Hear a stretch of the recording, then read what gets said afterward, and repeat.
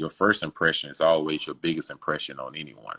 And, and for me, I wanted to have a big impression on my teammates and my coaches. So, I kind of embraced them and everything, and just kind of find like one of the elders on the team, because once you find an elder on the team, then he's been through the whole process. Yeah. And I began to ask questions, and once I started to ask questions, I began to understand that which direction I need to approach and how I need to approach certain areas within the team. And for me, man, that was the biggest thing, was always find someone that you can relate to, or someone that's gone before you, that can pass down the information that you need to know. Don't wait till you're involved in something and then say, "Oh, I need the information." No, go ask questions beforehand, so that Hmm. you can already approach things the right way. You I like visualizing. I mean, you didn't specifically mention what you do now. Do you want to touch on that?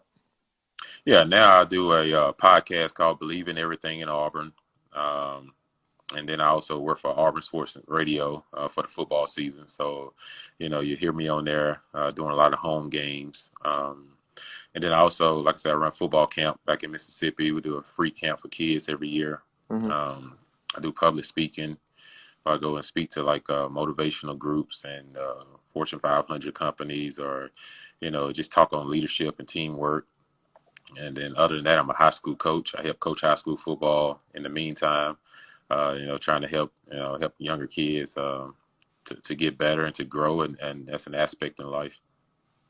Is that part of your charitable endeavor? Do you want to touch on that whole charity work that you do, and just embellish on it for me? Yeah, that's part of like giving back, man. We do a camp in Mississippi every year down at Jones Junior College. Like I said, we have, something roughly between 250, 400 kids show up, each year. And, it's a football camp, but we tie it into FCA, or we tie character into it.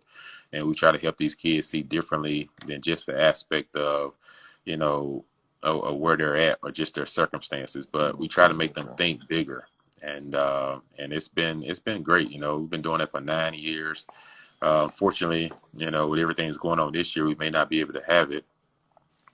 So at the same time, but so we'll have to pick it back up. But man, it's been awesome, man. It's been awesome. Like these kids, man, they absorb everything you say, man. Like if you're gonna be around children, man, and around these teenagers, man, like try to be a positive influence, man, because they soak up everything. And I just feel like nowadays it's so much negativity that goes on, and Mm. and so many kids losing confidence because of social media, and they're so tended to hear someone say something about them, and kids are committing suicides nowadays. And I feel like it's for us, as elders and everything, to help these young kids to realize, like, man, when people are talking about you, like they're just unhappy, or they're jealous, or they're envy.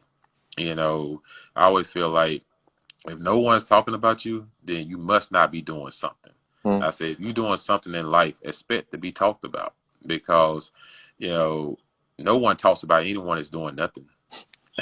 So, but if you're doing something in life, anything that's positive, or anything that you're moving forward, and you're trying to do something that's different, expect to be talked about, Yeah. and accept the challenge. Don't be afraid of it.